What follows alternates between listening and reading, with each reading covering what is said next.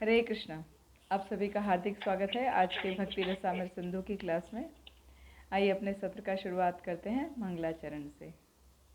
ओम अज्ञानतिमिरन्धस्य ज्ञानञ्जनशलाकया चक्षुरुन्मीलितं येन तस्मै श्रीगुरुवे नमः। श्रीचैतन्यमनोभीष्टं स्थापितं येन भूतले स्वयं रूप कदा मह्यं ददाति स्वपदान्तिकं।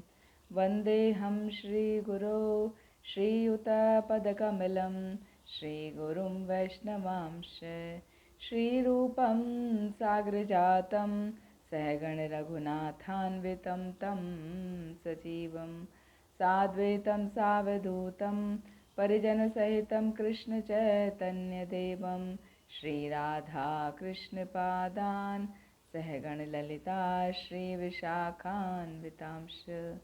हे कृष्ण करुणा सिंधो दीनबंधो जगतपते गोपेश गोपिकाकांत राधाकांत नमोस्तुते। तप्त कांचन गौरांगी राधे वृंदावनेश्वरी वृषभानुसुते देवी प्रणमामि हरिप्रिये। वाञ्छाकल्पतरुभ्यश्च कृपा सिन्धुभ्येव च पतितानां पावनेभ्यो वैष्णवेभ्यो नमो नमः।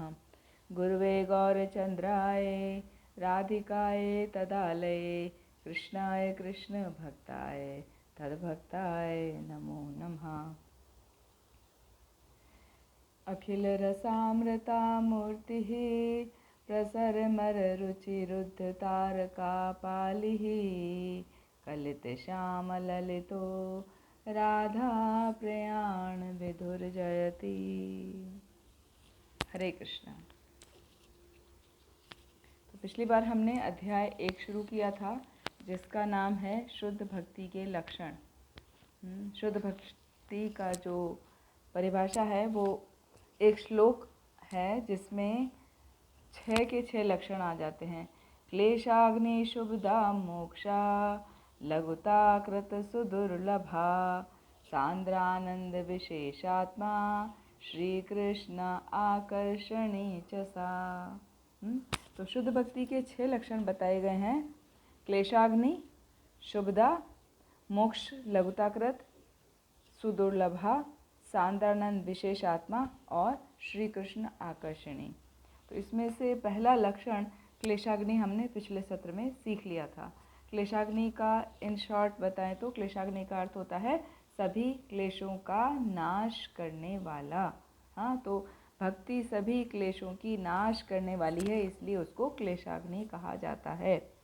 और इसके लिए हमने बहुत सारे एग्जाम्पल से समझा था कि किस प्रकार भक्ति सभी क्लेशों का नाश कर देती है। वो अविद्या, पाप या बीज, कूट किसी भी रूप में हमारा पाप होता है, यहाँ तक कि प्रारब्ध और अप्रारब्ध भी काटे जा सकते हैं भक्ति के द्वारा। प्रारब्ध तो ऑलरेडी फलित हो चुका है तो उसको तो हमें भुगतना ही पड़ता है, और अप्रारब्ध होता है अज्ञान के कारण। तो बेसिकली भक्ति क्या करती है? भक्ति हमारा अज्ञान ही समाप्त कर देती है, तो हमें सभी क्लेशों से मुक्ति मिल जाती है। कूट, बीज, इन सभी से हम बच जाते हैं। तो आज हम दूसरा लक्षण लेने जा रहे हैं, शुभदा। भक्ति कैसी है? शुभ प्रदान करने वाली। तो शुभ का अर्थ क्या होता है? शुभ किस वस्तु को कहते हैं, या कोई भी चीज़ शुभ कैसे होती है उसको कैसे पहचानेंगे? तो शुभ होने के लिए किसी भी चीज़ में 4 गुण होने चाहिए। वो 4 गुण क्या हैं आप प्लीज़ नोट करते रहिएगा। हर चीज़ आपको बुक में नहीं मिलेगी, ठीक है बुक से ही, लेकिन हम जिस तरीके से बता रहे हैं वो आपको नहीं मिल पाएगा, आप ढूंढते रह जाएंगे, तो इसीलिए आप नोट करते रहिएगा। तो भक्ति क्या है? शुभदा है। और वो शुभदा कैसे आती है? वो 4 कारणों के कारण आती है, 4 कारणों की वजह से आती है। वो कारण क्या है? सबसे पहला है शुभदा, यानी जो हैप्पीनेस है वो कैसे आती है? वो शुभदा वो चीज़ होती है जो हमेशा दूसरों के लिए लाभकारी हो। शुभदा की पहली कंडीशन है वो शुभ कब होगी? जब वो दूसरों के लिए लाभकारी होगी। दूसरी क्वालिटी है वो हमारे अंदर गुड क्वालिटीज़ उत्पन्न करने वाली होनी चाहिए, हमारे अंदर शुभ लक्षणों को प्रकट करने वाली होनी चाहिए, उत्पन्न करने वाली होनी चाहिए। तीसरा शुभदा का लक्षण है कि ये सबको आकर्षित करती है। कोई भी शुभ चीज़ होती है तो हर कोई उसकी तरफ आकर्षित होता है, तो सबको आकर्षित करती है।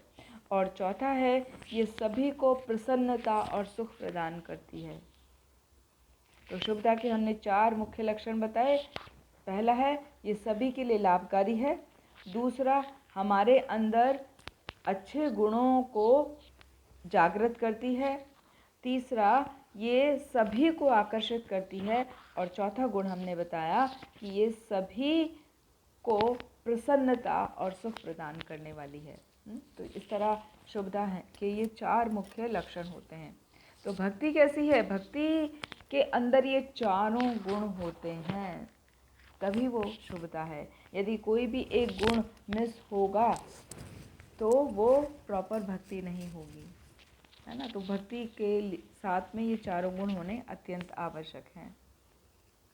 तो जैसे देखा जाए कि लोग बाग क्या करते हैं, प्रसन्न होने के लिए, सुख प्राप्त करने के लिए, जैसे पिछले सत्र में भी डिस्कस किया था, वो दूसरों की सेवा करके, दूसरों से प्रेम करके प्रसन्न होते हैं।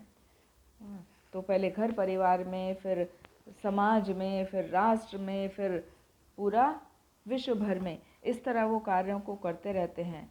तो वो करके वो सब व्यावहारिक रूप से हम कर सकते हैं, लेकिन हर किसी के लिए वो संभव नहीं है ना। तो रूप गोस्वामी कहते हैं, श्रील रूप गोस्वामी वर्णन करते हैं कि सारे विश्व में भक्ति का जो आंदोलन है वो मानव के कल्याण के लिए ही है। मतलब भक्ति किस लिए है? भक्ति का अर्थ ही है मानव का कल्याण करना।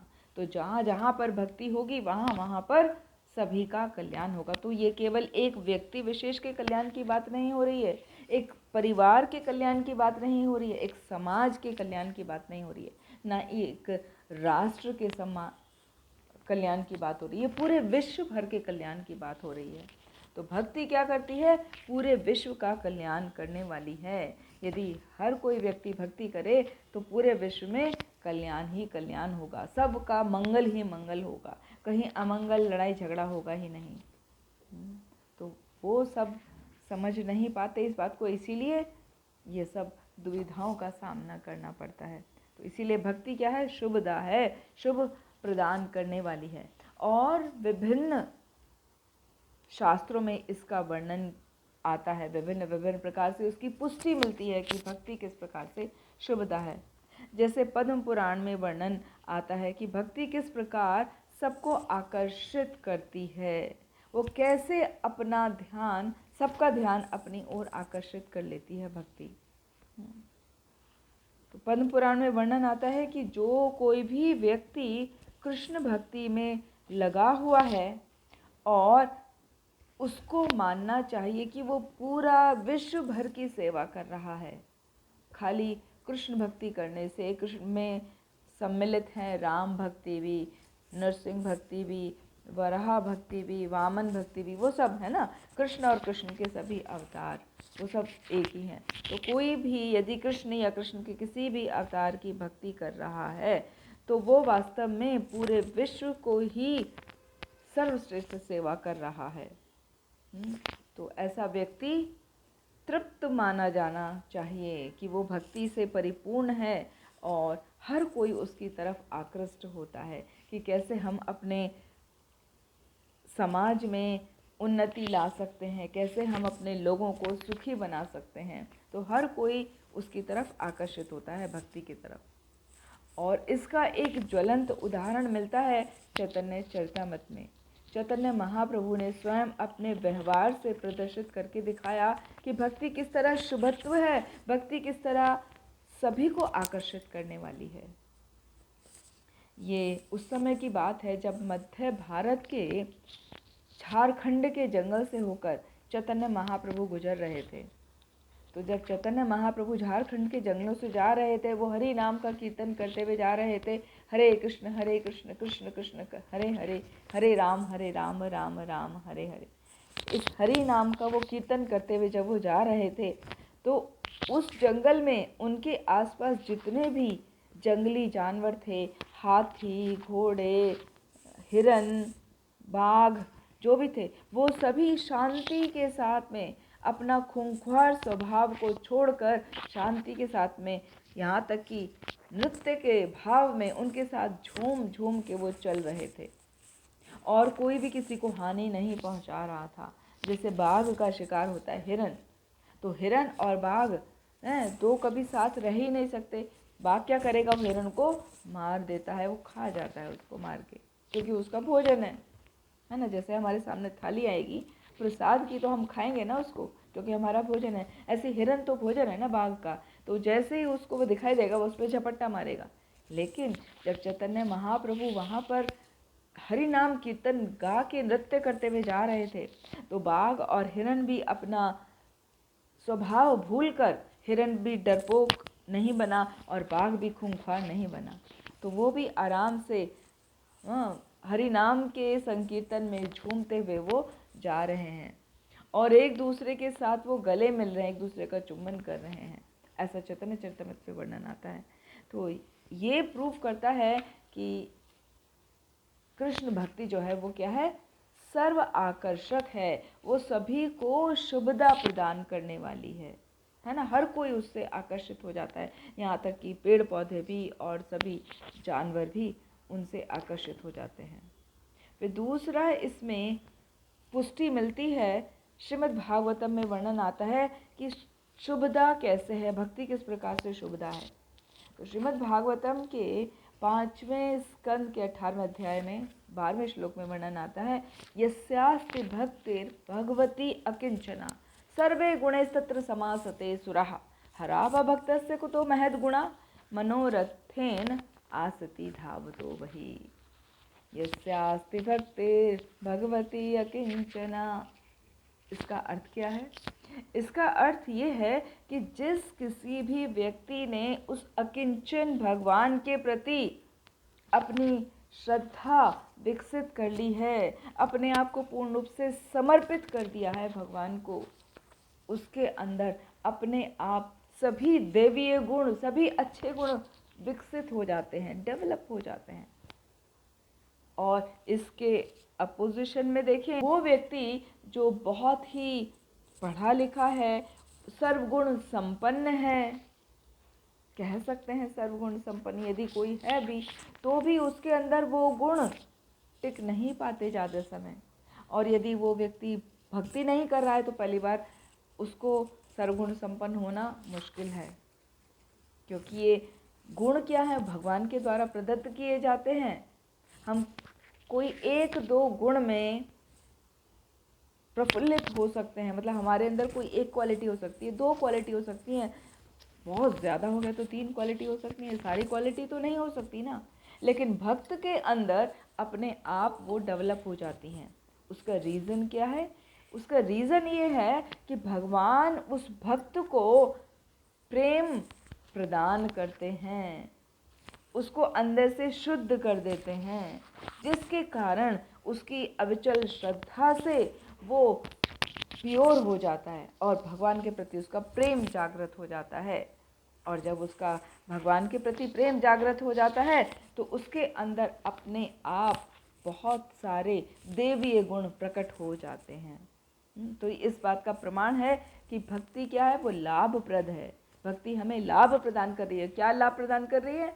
कि हमारे अंदर सभी देवीय गुण अपने आप आ जाते हैं। और आगे भी जैसे उदाहरण आता है कि जो बालक कृष्ण भावना भावित होते हैं, यानी कृष्णा कॉन्शियस होते हैं, वो अपने आप वो चारों नियम जो है ना, जो हमारे बेसिक रूल हैं, मानव जीवन के बेसिक रूल हैं, क्या कि मांसाहार न करना, नशा पान नहीं करना, द्यूत क्रीड़ा आदि में नहीं लगना, अवैध संग नहीं करना, ये मानव जीवन के बेसिक रूल हैं जो सभी को फॉलो करने चाहिए। तो यदि कोई एक बालक जो कि कृष्णा कॉन्शियसनेस में है, ये ऑटोमेटिकली इनका पालन कर लेता है, चाहे वो कैसी भी परिस्थिति में क्यों ना आ जाए। सपोज वो ऐसी कंडीशन में आ गया कि उसके दोस्त लोग मदिरा पान कर रहे हैं, तो जो कृष्णा कॉन्शियस चाइल्ड होगा वो कभी नहीं करेगा। ये होती है भक्ति की पावर। इसी के लिए कहा गया है, क्या भक्ति क्या है? सर्वगुण प्रदायक है, और सर्वगुण प्रदायक है इसीलिए वो शुभदा हो गई, है ना। और क्या क्या गुण आ सकते हैं एक भक्त के अंदर जो भक्ति करता है? सबसे महत्वपूर्ण गुणों का वर्णन किया गया श्रीमद् भागवतम में। तितिक्षस्वा कारुणिका सुहृद सर्वदेहिनां अजात शत्रुवः शान्तः साधवः साधु भूषण। ये साधु के भूषण होते हैं, आभूषण होते हैं। जैसे हमारे आभूषण क्या, हम ज्वेलरी पहन के बैठते हैं, है ना। इसी तरह एक साधु के आभूषण होते हैं कि वो बहुत सहनशील होता है, उसके हृदय में करुणा होती है, वो सभी के प्रति बहुत ही मित्रता का भाव रखता है, वो किसी के प्रति भी कटु भाव या वैर भाव नहीं रखता, वो किसी का शत्रु नहीं होता, वो सबका मित्र होता है, वो हमेशा शांत रहता है। तो ये सब जो गुण है ना, एक भक्त के अंदर अपने आप धीरे धीरे धीरे विकसित हो जाते हैं। जैसे जैसे भक्त भगवान के प्रति समर्पित होता जाता है, वैसे वैसे ये गुण उसके अंदर अपने आप प्रकट होते चले जाते हैं।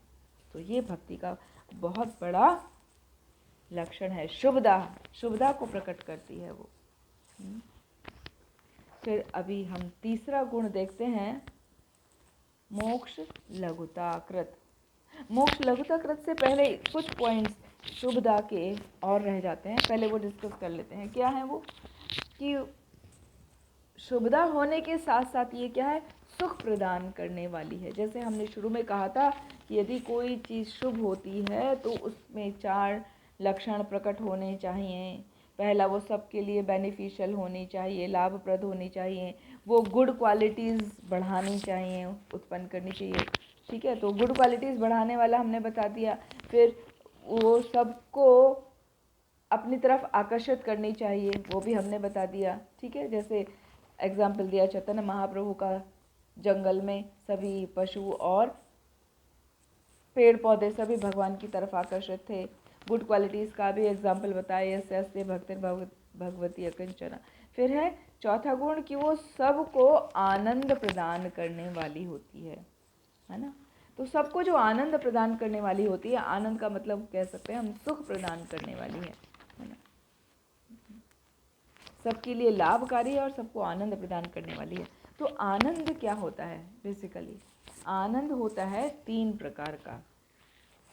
कुछ भी हमें अच्छा लगता है तो हम कहते हैं कि हम बड़े प्रसन्न हो गए, हम बड़े खुश हो गए, हम और अच्छा वर्ड यूज़ करें तो हम आनंदमय हो गए, है ना। साधारण शब्दों में बोलेंगे तो I am very happy, I am feeling very good, very happy, बस उतना ही बोलते हैं। वो वास्तव में क्या है? आनंद ही तो है। तो आनंद जो है वो 3 प्रकार का होता है। एक होता है जो हमारे इंद्रियों के द्वारा इंद्रिय विषयों को प्राप्त करके सुख हमें महसूस होता है, उसको बोलते हैं इंद्रिय सुख या भौतिक भोग से प्राप्त होने वाला सुख। दूसरा सुख होता है ब्रह्म सुख। ब्रह्म सुख का मतलब है परम ब्रह्म से तदाकार होना, उसमें एकत्व होना, उसमें विलीन हो जाना, तो विलीन हो जाने वाला सुख। और तीसरा सुख होता है कृष्णा कॉन्शियसनेस से प्राप्त होने वाला सुख, इसको बोलते हैं ऐश्वर, ऐश्वर सुख यानी भक्ति का सुख। तो ये जो 3 सुख हैं, इसमें भक्ति का सुख क्या है? वो सबसे अति अति उत्तम है, उत्तमोत्तम है, उत्तम में भी सबसे उत्तम है। क्योंकि जो इंद्रिय का सुख है वो क्षणिक होता है ना, कुछ समय के लिए होता है, वो पानी के बुलबुले के जैसा है, अभी है और कुछ समय के बाद नहीं है। हम इंद्रियों के विषयों के प्रति आकृष्ट होते हैं। सपोज हमें कुछ चीज़ देखना अच्छा लग रहा है तो हमने उसको देखा, जैसे हमारी नज़र हटी सुख खत्म। आपने कुछ खराब देख लिया तो आपको दुख हो गया, फिर अच्छा देखा तो सुख हो गया। तो सुख कैसा है इंद्रियों का? बहुत ही क्षणिक है, वो आता जाता रहता है। तो उससे बेटर क्या है? ब्रह्म सुख। ब्रह्म सुख का मतलब है भगवान में तदाकार हो जाना, भगवान से एकत्व प्राप्त कर लेना, मतलब भगवान में मिक्स हो जाना, विलीन हो जाना। लेकिन ये शुद्ध भक्ति का सुख नहीं है, क्योंकि यदि हम विलीन भी हो गए तो उसमें भी हमारा अस्तित्व बना रहता है।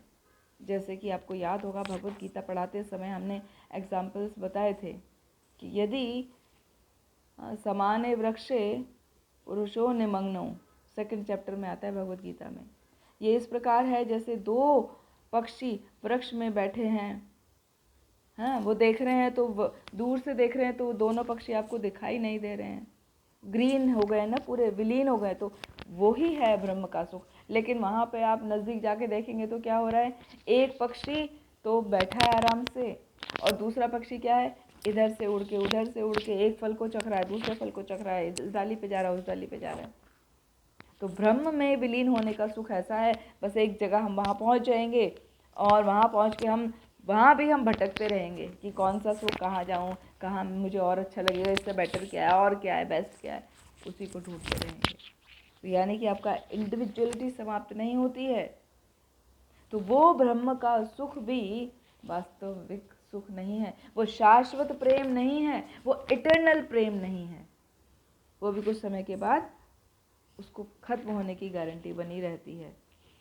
जैसे आपको आभास होगा कि हाँ, मेरी आइडेंटिटी है, मैं तो अलग हूँ, ये पेड़ से अलग हूँ और मैं यहाँ वहाँ घूम रहा हूँ। तो वो ब्रह्म का सुख, विलीन होने का सुख वहीं पर समाप्त हो जाएगा। फिर और क्या सुख है?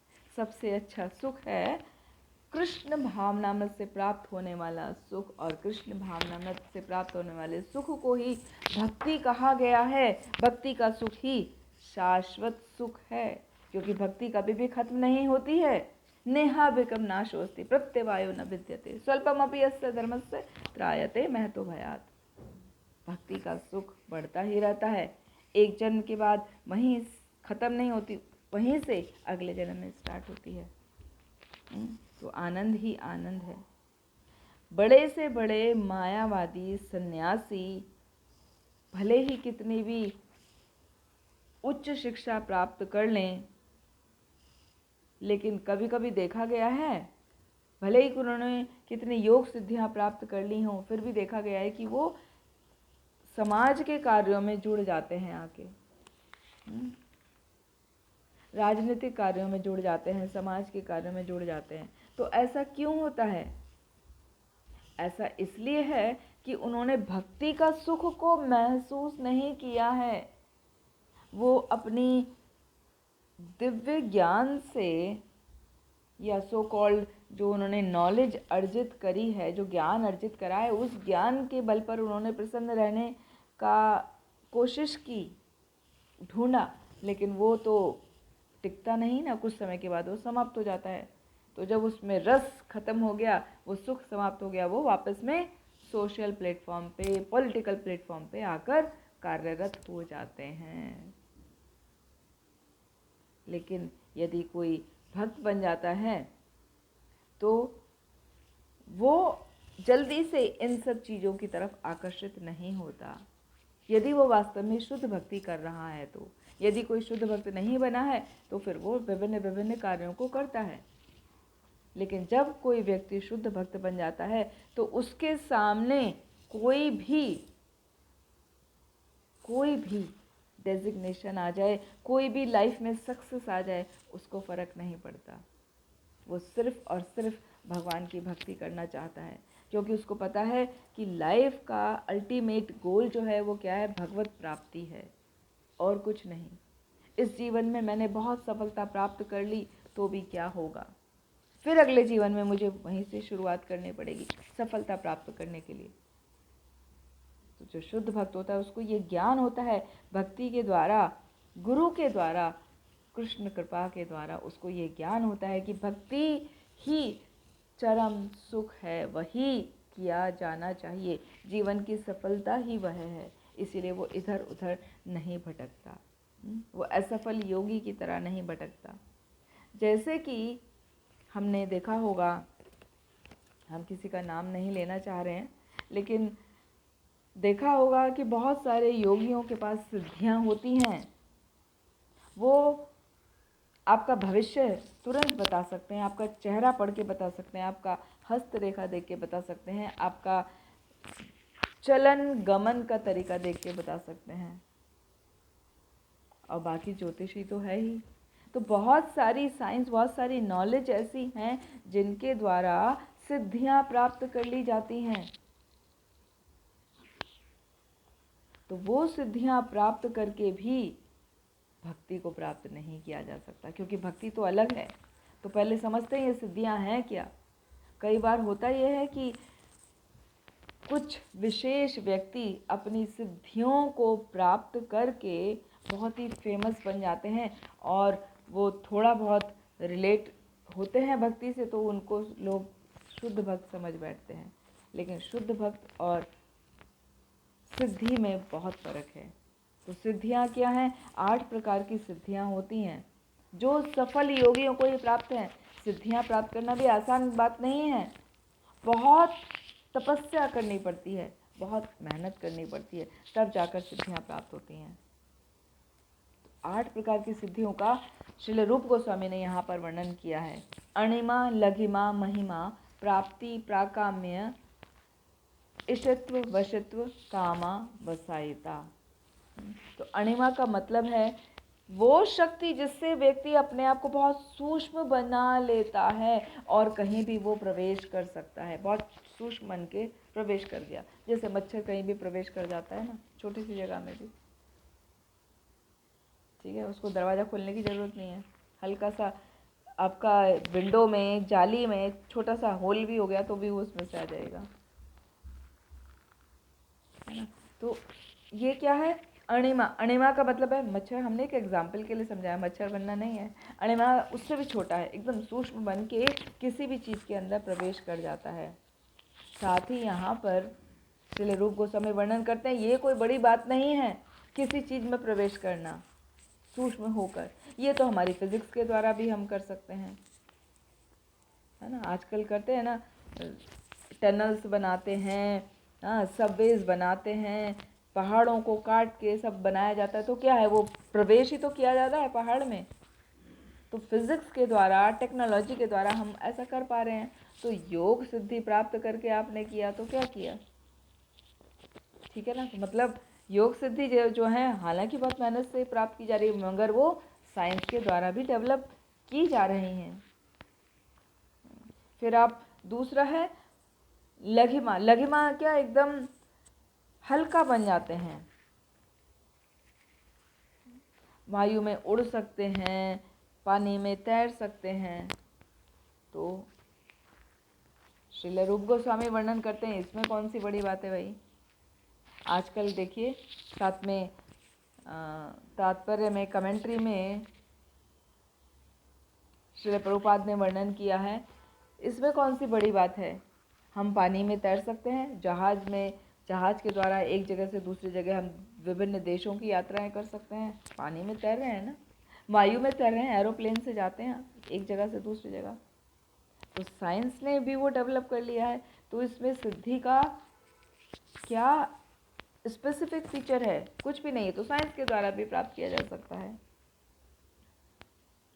फिर है एक जगह से दूसरी जगह जाने के लिए आप अपना हाथ भी वहाँ पर पहुँचा के उसको टच कर सकते हैं, है ना। महिमा, बैठे बैठे यहाँ से चांद को छू लिया हाथ बड़ा करके।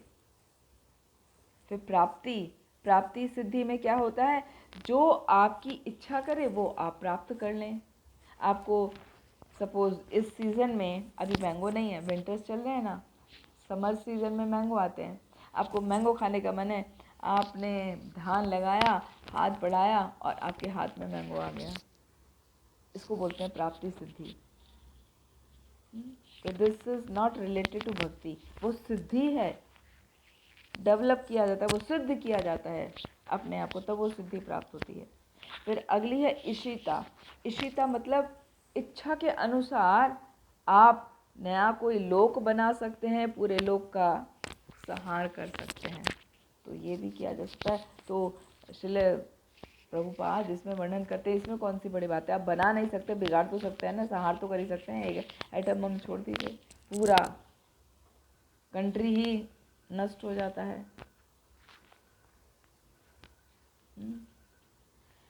फिर उससे अगली है वशीता। वशीता जैसा नाम से प्रदर्शित हो रहा है, उसमें क्या है, उसका अर्थ है किसी को भी अपने वश में कर लेना, जिसे कहते हैं हिप्नोटाइज कर लेना, है ना, कि हिप्नोटाइज कर लिया उस बंदे ने, मुझे कुछ कुछ बोलता रहा, आंखों में देखा और फिर वैसा वैसा वो सामने वाला करता चला गया और उसने उसको ठग लिया, उसके सारे पैसे निकलवा लिए और वो चला गया, वहाँ से ठग के चला गया।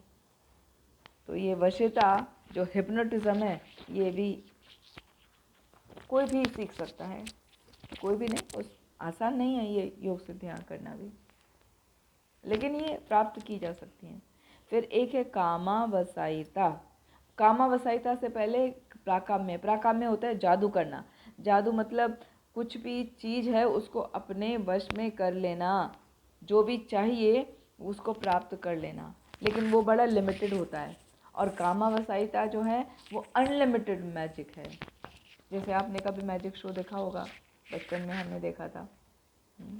तो मैजिक शो में क्या दिखाते हैं, वो उस पर लिटाएंगे, हाँ, एक पर्सन को या एक बच्चे को, उसको 3 पीस में काट देंगे, फिर थोड़ी देर बाद उसको जोड़ के दिखा देंगे, है ना। तो ये क्या एक तरीके से जादू लगता है। तो वो उनकी कला है बेसिकली, वो कैसे उसको करते हैं वही उनकी कला है, ठीक है ना। तो ये सब जो सिद्धियां हैं प्रैक्टिस के द्वारा प्राप्त की जा सकती हैं, लेकिन ये सिद्धियां भक्ति का सुख प्रदान नहीं कर सकती। ये किसी को मोहित कर सकती हैं, आकर्षित कर सकती हैं, आपके बहुत सारे समर्थकों को बना सकती हैं, बहुत सारे लोग आपके पीछे पीछे चल सकते हैं, आपको प्रणाम कर सकते हैं इन सिद्धियों के बल पर। लेकिन भक्ति तो अलग है, भक्ति इन सिद्धियों के भी ऊपर है। कुछ लोग सोचते हैं ये भक्ति क्या है, भक्ति भक्ति भक्ति करते रहते हैं। भक्ति तो उन कम ज्ञानवान लोगों के लिए है जिन्हें बुद्धि कम है या जो कुछ अच्छा कार्य नहीं कर सकते हैं, उनके लिए भक्ति है। कुछ ऐसा लोग सोचते हैं और ये वास्तविकता है। आजकल के टाइम में भी, ये तो प्रभुपाद ने अपनी टिप्पणी में लिखा है, लेकिन आजकल भी ऐसा देखने में आता है। आप भक्त बन रहे हैं तो आपकी आलोचना करने वाले व्यक्ति मिल जाएंगे, बोल देंगे अरे इनके बस की कुछ है नहीं इसलिए भक्त बन गए। तो वो सब बातें व्यर्थ हैं। वो नहीं जानते कि जीवन का लक्ष्य ही भक्ति करना है। यहाँ तक कि हमारे जो गुरु परंपरा के आचार्य हैं श्रील भक्ति विनोद ठाकुर, वो भी कहते हैं कि भौतिक ज्ञान की प्रगति से मनुष्य जितना ज़्यादा ज्ञान प्राप्त करता जाता है वो वास्तव में मूर्ख ही बनता है। चकाचौंध से जितना भी वो ज्ञान प्राप्त करता है वो अपने स्वरूप को भुला देता है और धीरे धीरे उसमें फंसता चला जाता है। इस बात की पुष्टि हरिभक्ति सुधोदय में भी की जाती है, जहाँ पर प्रहलाद महाराज नरसिंह देव भगवान से प्रार्थना कर रहे हैं। क्या प्रार्थना कर रहे हैं कि हे भगवान, मैं आपके चरण कमलों में समर्पित होकर आपके चरणों में बार बार यही विनती करता हूँ कि कृपया करके मुझको भक्ति प्रदान कीजिए, आपके चरणों के प्रति भक्ति प्रदान कीजिए और मेरी वो भक्ति दृढ़ से दृढ़तर बनती चली जाए। मतलब मेरी भक्ति में दृढ़ता आए, मैं आपकी भक्ति में प्रबल हो जाऊं, स्थायी हो जाऊं, क्योंकि आपकी भक्ति से प्राप्त होने वाला सुख इतना शक्तिशाली है हे भगवान कि उसके सामने धर्म, अर्थ, काम और मोक्ष, इससे प्राप्त होने वाले जो सिद्धियां हैं वो भी बहुत ही सूक्ष्म हो जाती हैं। तो भक्ति ही सर्वोपरि है। ये प्रहलाद महाराज भी प्रेयर करके बता रहे हैं। बाकी सिद्धियां वगैरह तो इसके सामने कुछ भी नहीं है। जो भक्ति करता है उसको तो ऑटोमेटिकली ये सिद्धियां प्राप्त हो जाती हैं। भगवान वो बुद्धि देते हैं ना, ददामि बुद्धि योगम तम येन मामुपयान्ति ते। भगवान हमको बुद्धि देते हैं तो अपने आप समझ आ जाता है कि आपको क्या करना है क्या नहीं करना। भले आप किसी और का भविष्य नहीं बता पाए लेकिन आपको अपना भविष्य नजर आने लग जाता है। तो ये भक्ति का असर है। फिर है भक्ति मोक्ष लघुताकृत है। ये मोक्ष को भी बहुत ही सूक्ष्म बना देती है, मोक्ष का सुख को भी सूक्ष्म बना देती है। मोक्ष क्या है? जनरली मोक्ष कहा जाता है किसी चीज से हमें यदि कष्ट हो रहा है तो उससे हम बच गए, हा मोक्ष प्राप्त हो गया, अभी मुक्ति प्राप्त हो गई हमें। तो जीवन में जो ट्रबल हैं उनसे बाहर निकल गए, मोक्ष की प्राप्ति हो गई, उसमें सुख और आनंद महसूस करते हैं। जबकि भक्ति कहती है कि ये सब कुछ नहीं है, तुच्छ है। मोक्ष के सुख को भी भक्ति छोटा कर देती है, बहुत ही लघु कर देती है, सूक्ष्म बना देती है।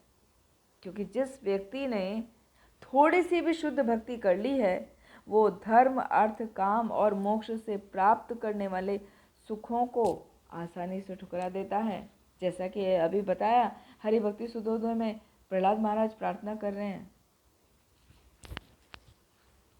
फिर इसका एक बहुत सुंदर एग्जाम्पल आता है चैतन्य चरितामृत में। चैतन्य चरितामृत में वर्णन आता है कि चैतन्य महाप्रभु का एक भक्त था, कोलावेचा श्रीधर। उसको कोलावेचा श्रीधर क्यों बोलते हैं? वो केले के पत्ते से दोने बनाकर बेचा करता था, केले के फल बेचता था, केले के फूल बेचता था। ठीक है, इसीलिए उसका नाम पड़ा कोलावेचा श्रीधर। कोला क्यों बोलते हैं? केले से वर्ड आया कोला, वो बंगाली एक्सेंट में बोलते हैं उसके, है ना, कोलावेचा श्रीधर। तो उसका कार्य था केले के पत्तों से दोने बनाकर केले के फल, केले के फूल इत्यादि को बेचना, और उससे जो भी उसको मिलता था उसका 50% वो गंगा जी की पूजा में लगा देता था और 25% से अपना शरीर की देखभाल करता था। बाकी 25% ऐसे किसी को दे दिया। जो श्रील रूप गोस्वामी ने, हमने सीखा था ना प्रथम एपिसोड में, श्रील रूप गोस्वामी ने ये सेट किया एग्जाम्पल हम सब के लिए कि 50% हमें भगवान की और वैष्णवों की सेवा में लगाना है, 25% अपने लिए रखना है और 25% से दूसरों की हेल्प करना है। तो कोलावेचा श्रीधर पूरा इसको डिक्टो पालन किया करते थे। 50% गंगा जी की पूजा में, 25% अपने लिए। तो और हर समय साथ में भगवान का ही नाम जपते रहते थे। हरे कृष्ण कृष्ण कृष्ण हरे हरे, हरे राम राम राम हरे हरे। ऐसा कहते हुए चैतन्य महाप्रभु का स्मरण करते हुए हमेशा अपने आप में मग्न रहते थे, हरि नाम में मग्न रहते थे कोलावेचा श्रीधर। वास्तव में वो भगवान के बहुत अच्छे भक्त थे। तो एक बार चैतन्य महाप्रभु को लगा चलो देखते हैं, इसको टेस्ट कर लेते हैं। तो होता क्या था, चैतन्य चरितामृत में तो उसकी बहुत पूरी बड़ी कथा है, वो कथा पूरा डिटेल में नहीं ले रहे हैं, एकदम शॉर्ट में बता रहे हैं।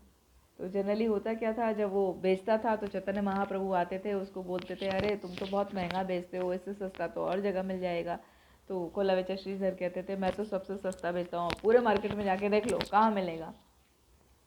तो इस तरह दोनों में हमेशा बहस हुआ करती थी और चैतन्य महाप्रभु फिर लेके जाते थे उससे।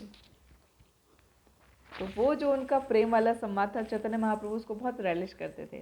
तो एक दिन उन्होंने बोला आज इसे ज़्यादा टीज करता हूँ, है ना। तो कहने लगे चैतन्य महाप्रभु कोलावेचा श्रीधर कि कोलावेचा श्रीधर मुझे पता है तुम बड़े धनी हो और मैं तुमसे बहुत प्रसन्न हूँ, तुम जो चाहो वो मुझसे मांग सकते हो, मैं तुम्हें हर प्रकार का ऐश्वर्य प्रदान कर सकता हूँ। जो तुम ये टूटी फूटी झोपड़ी में रहते हो, टूटा फूटा बर्तन में जब पानी पीते हो, तुम्हारे कपड़े फटे फटे रहते हैं, ये क्या थोड़ा अच्छे से रहो ना, भक्ति करते हो तो भक्ति का तो आनंद लो, अच्छे से रहो। तो कहो कौन सा ऐश्वर्य चाहिए तुम्हें, मैं तुम्हें संपूर्ण ऐश्वर्य प्रदान कर दूंगा। कोलावेचा श्रीधर हाथ जोड़ के चैतन्य महाप्रभु से प्रार्थना करते हैं कि हे महाप्रभु मुझे कुछ नहीं चाहिए, बस मेरी तो एक यही इच्छा है कि आपके चरणों में मेरी श्रद्धा बनी रहे और मैं आपकी भक्ति हमेशा करता रहूं। और ये भक्ति करते करते ही मैं ये शरीर का त्याग कर दूँ। बस मेरा ध्यान आपके चरण कमलों में लगा रहे। उसकी ऐसी बात सुनकर चैतन्य महाप्रभु बहुत प्रसन्न हो गए और उसको शुद्ध भक्ति प्रदान की चैतन्य महाप्रभु ने।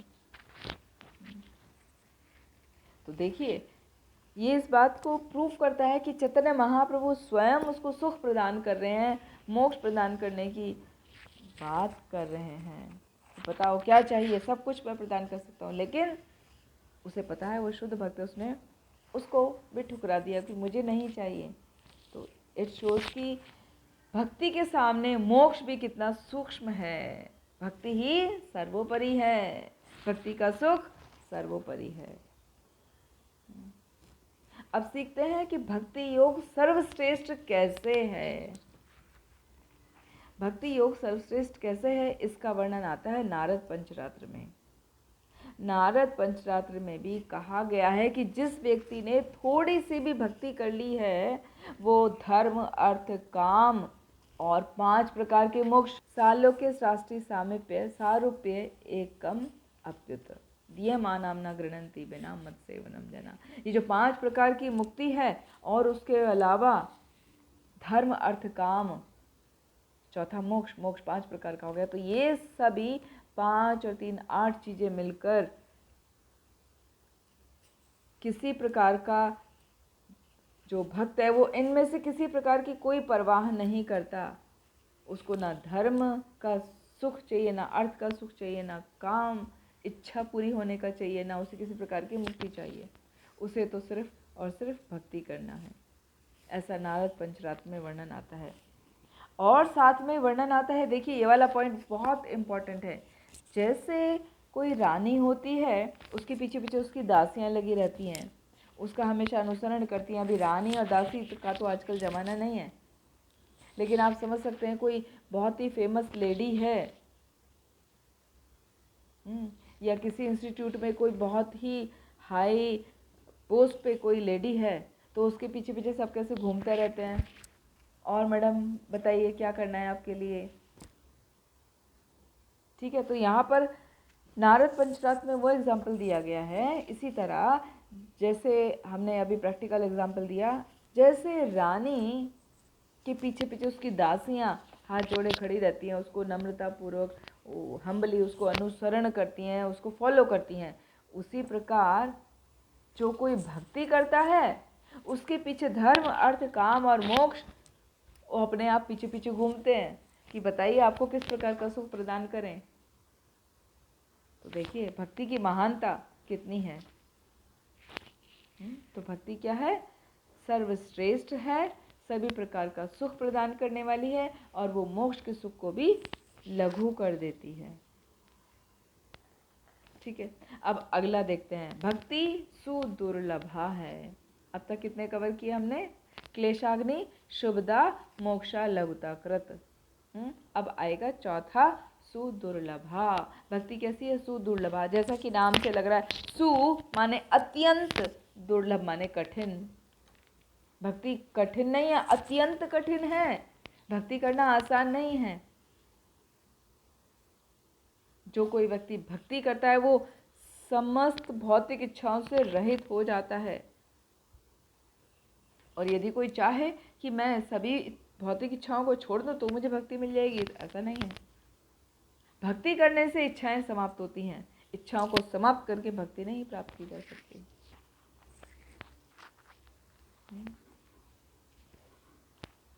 इसका वर्णन फिर चैतन्य चरितामृत में आता है कि भक्ति किसी को कैसे प्राप्त होती है। ब्रह्मांड ब्रह्मिते कौन भाग्यवान जीव, गुरु कृष्ण प्रसादे पाए भक्ति लता बीज। ब्रह्मांड ब्रह्मिते कौन भाग्यवान जीव। इस पूरे ब्रह्मांड में कोई ऐसा हार्डली भाग्यवान जीव होता है जिसको भक्ति लता का बीज मिलता है। किसके द्वारा? गुरु कृष्ण प्रसादे पाए। शुद्ध भक्ति जो प्राप्त होती है वो गुरु की कृपा से प्राप्त होती है और कृष्ण की कृपा से प्राप्त होती है। तो जब गुरु की कृपा मिलती है भक्त को सेवा के द्वारा, और कृष्ण की कृपा मिलती है प्रेममयी सेवा के द्वारा, तो उसका भक्ति का लता, भक्ति की जो लता है, जो क्रीपर है, उसका सीड उसको मिल जाता है। और जब उसे सीड मिल जाता है, उसको फिर वो सींचता है श्रवणम कीर्तनम से, तो वो भक्ति लता ग्रो करती है। वो तब तक ग्रो करती है जब तक वो भगवान के चरण कमलों तक नहीं पहुंच जाती। तो बहुत सुंदर चतुर्वत में इसका वर्णन आता है कि भक्ति सुदुर्लभा है, उसको आसानी से प्राप्त नहीं किया जा सकता। वो सिर्फ और सिर्फ गुरु और कृष्ण की कृपा से ही प्राप्त होती है। भक्ति कोई ऐसा मार्केट में नहीं है, आलू सब्जी भाजी आप खरीदने चले जाओ कि आप गए और खरीद लाए, मंदिर आए और आपने दर्शन किया और आपको भक्ति मिल गई। गुरु की कृपा से मिलती है और भगवान की कृपा से मिलती है। गुरु की कृपा से भगवान की कृपा, भगवान की कृपा से भक्ति। फिर तंत्र शास्त्र में भी इसी तरह वर्णन आता है कि भक्ति बहुत ही दुर्लभ है। तंत्र शास्त्र में भगवान शिव स्वयं पार्वती माँ से कहते हैं कि हे सती, यदि कोई श्रेष्ठ दार्शनिक होता है तो वो विभिन्न प्रकार की विधियों के द्वारा एनालिसिस करता रहता है, तो भी वो भवबंधन से एनालिसिस करके हो सकता है मोक्ष प्राप्त कर ले, लेकिन भक्ति नहीं मिलेगी। यदि कोई वेदों में जो कर्म कांड उपासना इत्यादि हैं, यज्ञ आदि हैं, उनको करता है तो उसको पुण्य की प्राप्ति होगी और उसका वो पुण्य का भोग करेगा, वो सुखी हो जाएगा। लेकिन हजारों जन्मों तक भी इन विधियों का वो पालन करता रहे, सारे यज्ञ कर्म कांड दर्शन इत्यादि पढ़कर उनका पालन करता रहे, तो भी भक्ति प्राप्त नहीं होगी। भक्ति कैसे प्राप्त होगी? भगवान की कृपा से, है ना। और श्रीमद् भागवतम में प्रहलाद महाराज इस बात की पुष्टि करते हैं, बताते हैं। क्या बताते हैं? कि शुद्ध भक्त जो है वो भगवान की चरण कमलों की जो धूली है उसका जब अपने मस्तक पर तिलक लगाता है या धारण करता है भगवान की चरण धूली को, तब वो भौतिक इच्छाओं के कलमश से पूरी तरह मुक्त हो जाता है।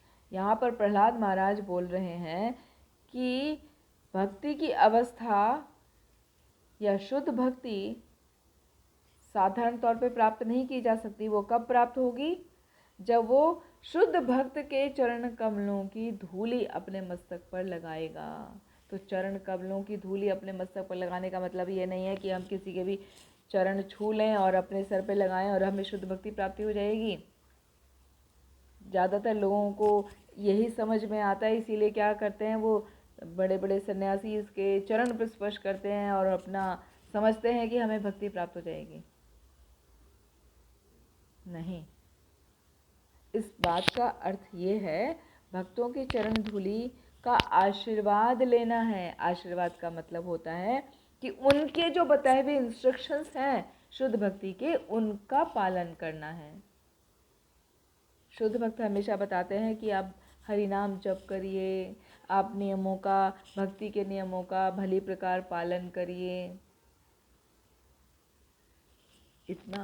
बाकी उसके डिटेलिंग रहती हैं, तो इतना ही करना होता है। यदि हम किसी नियम का पालन नहीं करें, हरि नाम जप नहीं करें और हम सोचें कि हमने किसी सन्यासी के चरण छू लिए या किसी शुद्ध भक्त के वैष्णव के चरण छू लिए तो हमें भक्ति प्राप्त हो जाएगी, नहीं होगी, है ना। तो इस चीज़ का ध्यान रखना चाहिए।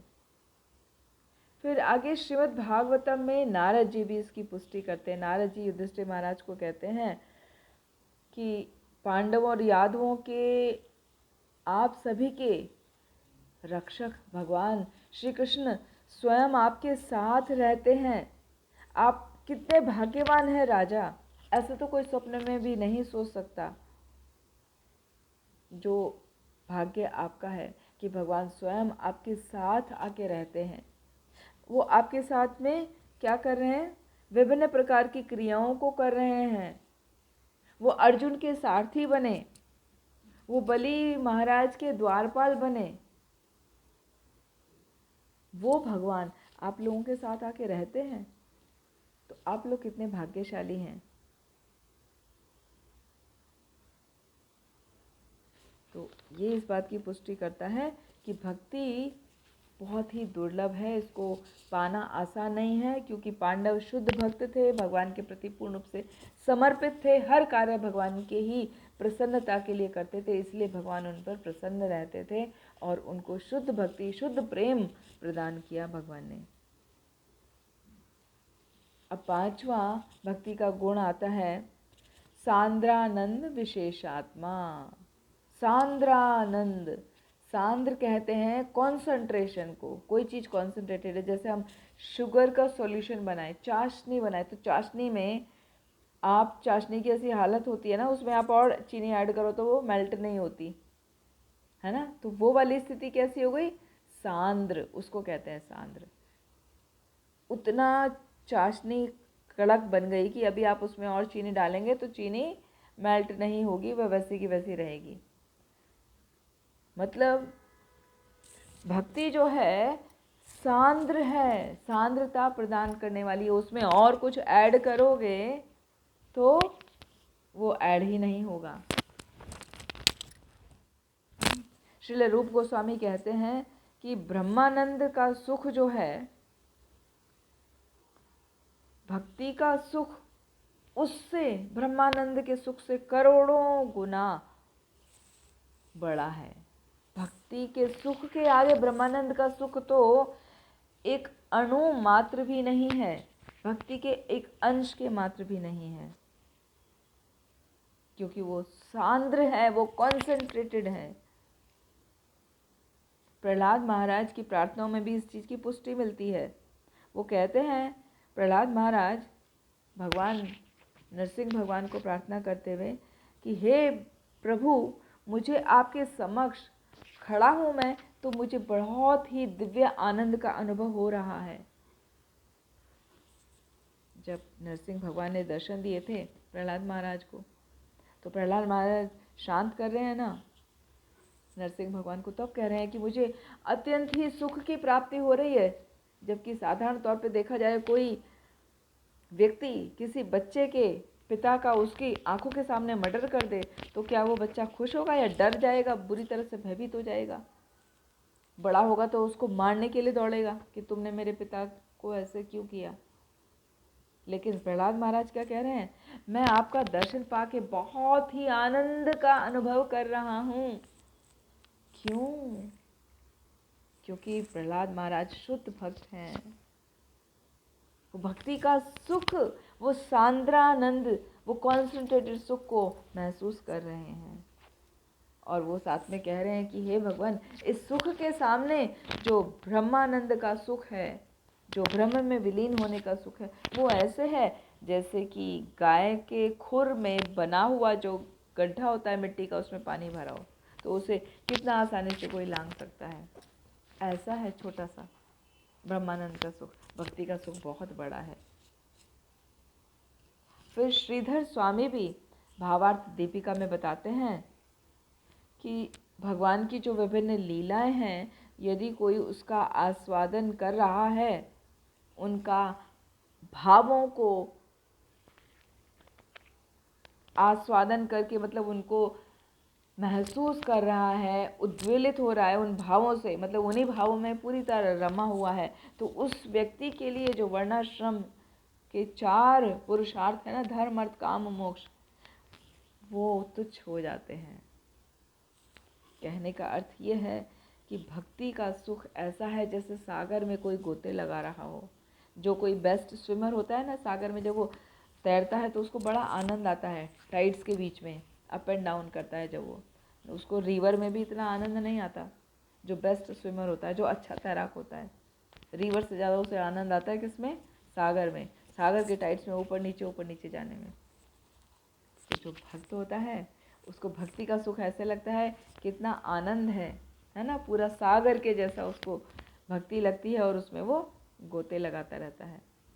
और ऐसा भक्त भक्ति के अतिरिक्त बाकी सभी सुखों को ऐसे समझता है जैसे सड़क पे कोई तिनका पड़ा हो, ये क्या है, छोटा मोटा है, ये तो हवा से उड़ जाएगा, अभी है अभी नहीं, है ना, थोड़ी हवा चली तिनका उड़ जाता है ना। तो ऐसे लगता है भक्त को विभिन्न प्रकार के सुख, वो उनकी परवाह नहीं करता। अभी लास्ट लक्षण है भक्ति का, श्री कृष्ण आकर्षणी च सा मतलब और ये छठा गुण है श्री कृष्ण आकर्षणी। भक्ति क्या है? भगवान को भी आकर्षित करने वाली है। भगवान कृष्ण के नाम का अर्थ ही है, कृष्ण मीन्स कृष्ण, मतलब सबको आकर्षित करने वाले। कृष्णा मतलब जो सबको अपनी ओर आकर्षित करते हैं, इसीलिए उनको कहा जाता है मदन मोहन, जो हमारे खारघर की डीटीज का भी नाम है, श्री श्री राधा मदन मोहन। मदन मोहन क्या है? सबको आकर्षित करते हैं, बहुत ही आकर्षक हैं वो। जो भी कोई उनको देखता है उनकी तरफ मोहित हो जाता है। लेकिन श्रीमती राधा रानी कृष्ण को भी आकर्षित करती हैं, इसीलिए श्रीमती राधा रानी को मदन मोहन मोहिनी कहा जाता है। राधा रानी को मदन मोहन मोहिनी कहा जाता है। तो राधा रानी जो है सर्वोच्च भक्ति का प्रतीक है। राधा रानी सर्वोच्च भक्ति का प्रतीक है, इसलिए भक्ति कृष्ण को आकर्षित करती है और शुद्ध भक्ति जो है वो राधा रानी की तरह है। तो भगवान शुद्ध भक्ति की तरफ, शुद्ध भक्त की तरफ अपने आप आकर्षित हो जाते हैं। यदि कोई भक्ति करता है, भक्ति करने का अर्थ है सिंपल राधा रानी के चरण चिन्हों का अनुसरण करना। चरण चिन्ह का अनुसरण करने का मतलब है राधा रानी के चरण चिन्ह, मतलब जो जो राधा रानी करती हैं भगवान श्री कृष्ण की सेवा के लिए, वैसा वैसा एक भक्त भी करता है। तो भक्त जो होता है वो वृंदावन में अपनी भक्ति की सिद्धि पाने के लिए वो हमेशा अपने आप को श्रीमती राधा रानी के संरक्षण में रखता है। जो वृंदावन के ब्रजवासी होते हैं ना, जो वहाँ के भक्त हैं, ओरिजिनल वहीं के हैं और पूरा जीवन भर वो वहीं रहते हैं, उनका भाव यही होता है कि मेरी स्वामिनी कौन है? श्रीमती राधा रानी। हाँ, मेरी स्वामिनी राधे और मैं राधे का दास। उनका भाव ऐसा है। वो क्यों है ऐसा भाव? क्योंकि उनको पता है कि राधा रानी जो है वो सर्वोच्च भक्ति का प्रतीक है और वो राधा रानी श्री कृष्ण को भी अपनी ओर आकर्षित करती हैं, जो श्री कृष्ण सबको आकर्षित करते हैं। इसीलिए वो राधा रानी के संरक्षण में रहते हैं। भगवत गीता में भी हमने कुछ सिमिलर इसी तरह सीखा था। महात्मानस्तु माम पार्था देवीं प्रकृतिम आश्रितः भजन्ते अनन्य मनसो ज्ञात्वा भूताति अव्ययम्। महात्मानस्तु माम पार्था देवीं प्रकृतिम आश्रितः। जो महात्मा होते हैं वो देवी प्रकृति के संरक्षण में रहते हैं। देवी प्रकृति क्या है? भगवान की भक्ति। भक्ति के संरक्षण में रहते हैं, श्रीमती राधा रानी के संरक्षण में रहते हैं, क्योंकि उनको ज्ञात है कि भगवान की ये जो अंतरंगा शक्ति है वो भक्ति के सर्वोच्च क्या है? प्रतीक है। अंतरंगा शक्ति, उन्हीं को श्रीमती राधा रानी कहते हैं, उन्हीं को आह्लादनी शक्ति भी के नाम से जाना जाता है, उन्हीं को अंतरंगा शक्ति कहा जाता है। तो भक्त हमेशा भगवान की अंतरंगा शक्ति के संरक्षण में रहकर ही सेवा करता है, इसीलिए भक्त भगवान को प्रिय होता है। श्रीमद् भागवतम में भगवान स्वयं कह रहे हैं उद्धव जी से कि हे उद्धव, अपने भक्तों के द्वारा जो भक्ति की जाती है मैं उसकी तरफ आकर्षित होता हूँ, और यदि कोई व्यक्ति विभिन्न प्रकार से योग करे, सिद्धियां प्राप्त करे, ज्ञान अर्जित करे, कर्मकांड इत्यादि करे और वेदों का अध्ययन करे, तपस्या करे, बहुत बहुत बहुत दान कर दे, यहाँ तक कि सर्वस्व अपना लुटा दे दान में, फिर भी मैं उसके प्रति आकर्षित नहीं होता। ठीक है, कर रहा है, अच्छी बात है। मैं किसके प्रति आकर्षित होता हूँ? हे उद्धव, मैं उसके प्रति आकर्षित होता हूँ जो प्रेमा भक्ति से मेरी सेवा में लगा रहता है, मैं उसकी तरफ आकर्षित होता हूँ। तो भगवान स्वयं बता रहे हैं, तो इस बात का प्रूफ मिल गया कि भक्ति जो है कृष्ण को भी आकर्षित करने वाली होती है। सिमिलरली 7वें स्कंद में वर्णन आता है जहाँ पर राजा युधिष्ठिर प्रहलाद महाराज की चरित्र की प्रशंसा कर रहे हैं नारद मुनि से। नारद मुनि से बोल रहे हैं युधिष्ठिर महाराज कि देखिए प्रहलाद महाराज कितने शुद्ध भक्त हैं, हमेशा भगवान का स्मरण करते रहते हैं, कितना उनके ऊपर दुविधा आई मगर फिर भी भगवान का स्मरण उन्होंने कभी भी छोड़ा नहीं। तो ऐसे उनकी प्रशंसा कर रहे हैं। तो वहाँ पर तुरंत नारद मुनि युधिष्ठिर को टोकते हैं, कहते हैं कि जो शुद्ध भक्त होता है ना वो अपने आप को कभी भक्त समझता ही नहीं है। वो यही सोचता रहता है कि दूसरा अन्य भक्त मेरे से भी बढ़कर है।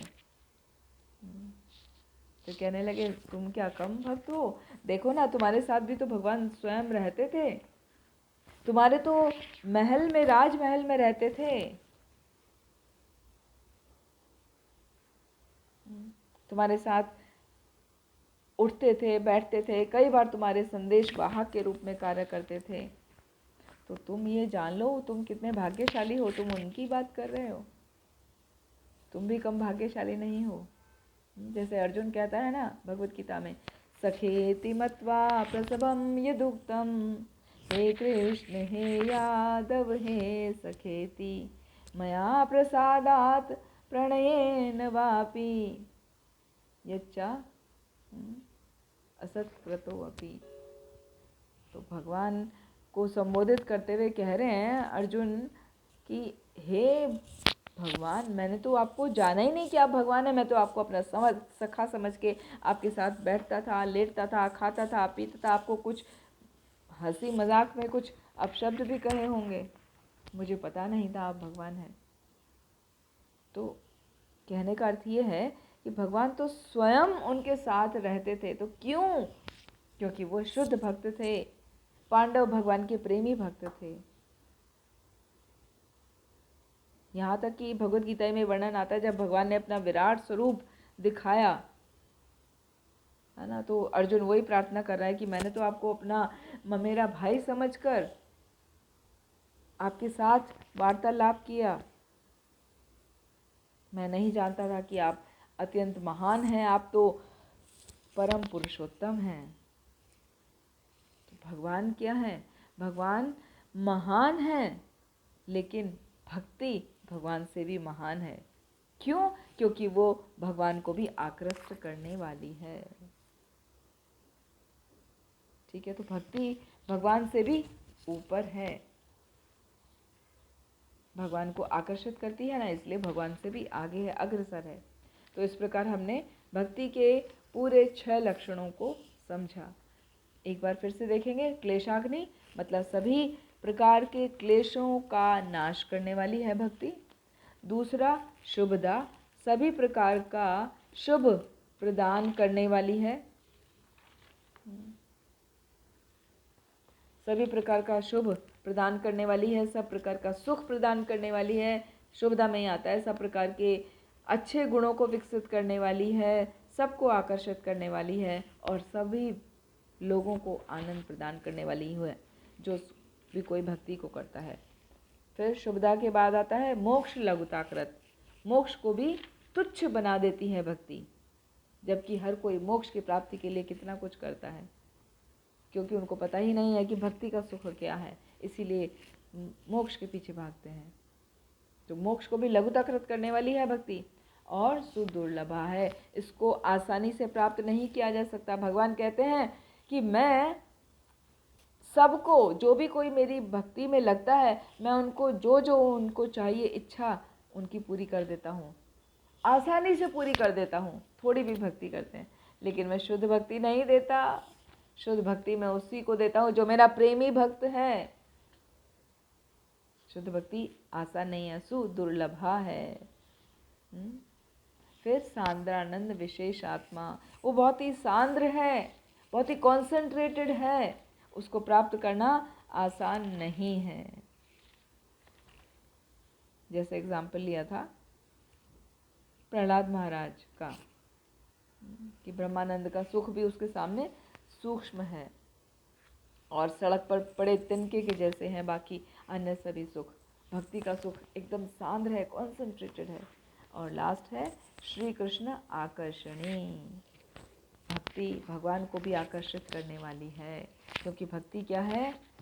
भक्ति की स्वरूपा है श्रीमती राधा रानी, और श्रीमती राधा रानी को कहा जाता है मदन मोहन मोहिनी। मदन मोहन को भी मोहित करने वाली हैं, इसीलिए भक्ति श्री कृष्ण आकर्षणी है। तो इस प्रकार आज ये पहला अध्याय शुद्ध भक्ति के लक्षण संपूर्ण हुआ। अगले सत्र में अध्याय 2 लेंगे, भक्ति की प्राथमिक अवस्थाएं। ठीक है, आज के सत्र को यहीं विराम देते हैं। पांचा कल्पतरुभ्यश्च कृपा सिंधुभ्यैव च पतितानां पावनेभ्यो वैष्णवेभ्यो नमो नमः। हरे कृष्ण। आप सभी का बहुत बहुत धन्यवाद। कोई प्रश्न है तो पूछ सकते हैं।